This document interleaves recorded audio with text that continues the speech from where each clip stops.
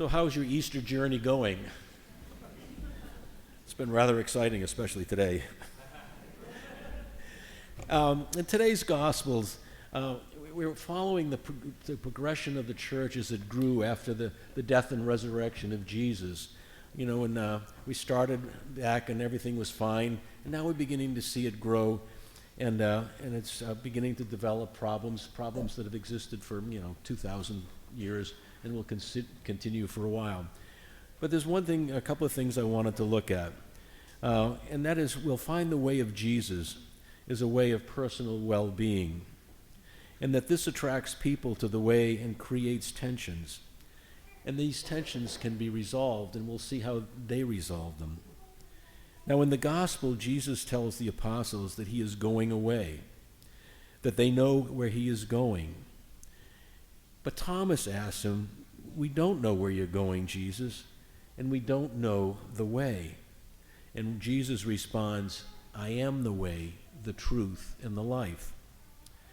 Now, the problem is Thomas is looking for a roadmap of how to get to wherever Jesus is going. He wants to, take I-95 to 495 to, so and so.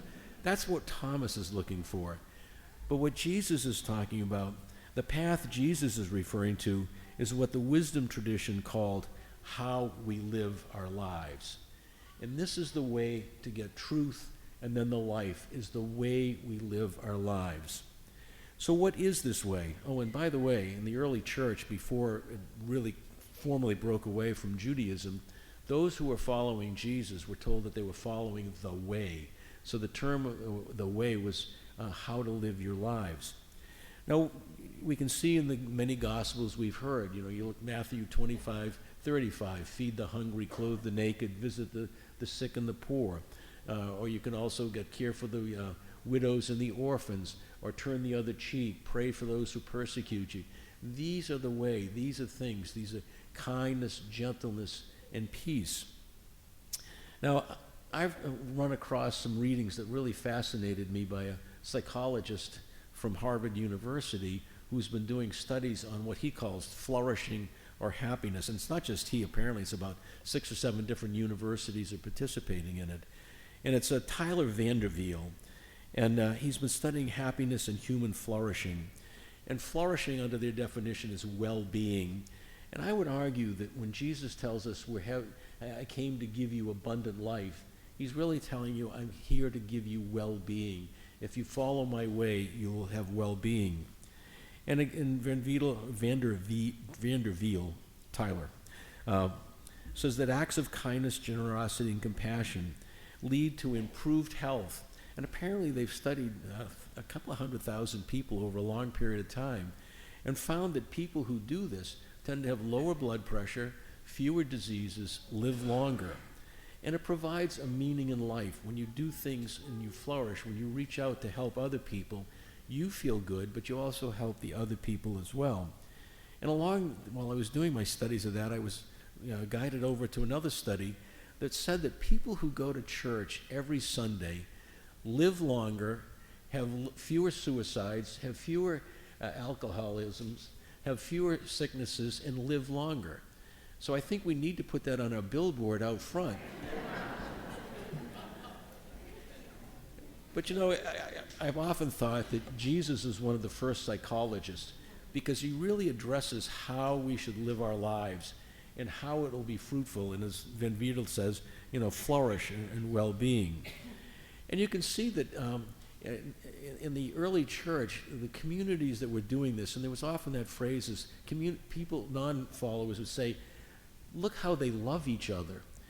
And people would sit there and say, that's what I want to do. So they joined the group, and of course the followers began to grow and grow and grow over the years. And as we all know, that when you have a large number of people, you have different opinions on how things should be done, different factions as well. And the early church had those as well. They had tensions both external and internal.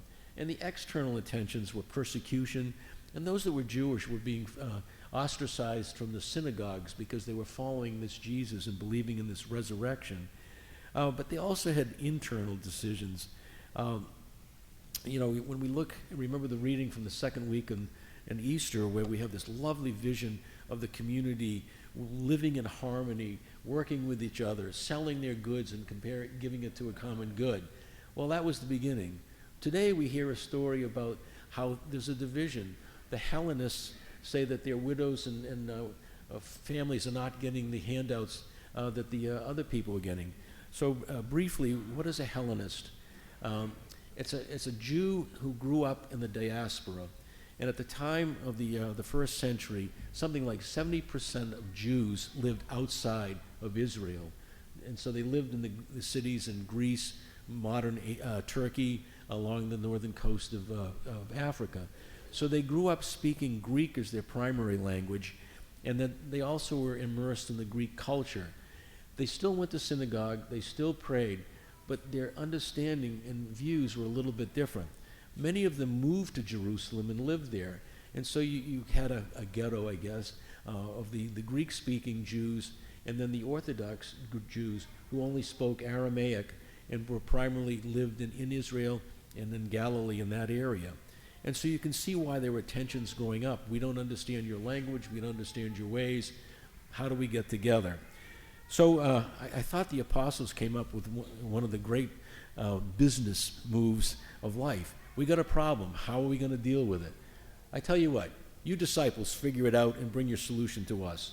Figure it out at the lowest level. I think the church calls that subsidiarity, is work it out at the lowest level. And so they did, and they prayed to the Holy Spirit, and the Holy Spirit said, pick 7 good men filled with Spirit and bless them. So the disciples bring that to the apostles. The apostle says, that's a great idea. Go ahead and do it. They can serve at table, and we'll continue to preach and pray. And so they did it. And interesting enough, this is supposedly the beginning of the diaconate, although they weren't called deacons for, another couple of hundred years. But it's that idea of service as well. And so as we look at this, excuse me, in conclusion, the way of Jesus is how we should live our lives. And pollen should be banned from the world. The way of Jesus is how we should live our lives. That the way we live will influence other people, and that the Holy Spirit will help us to manage a growth in faith. And it's probably telling me to shut up.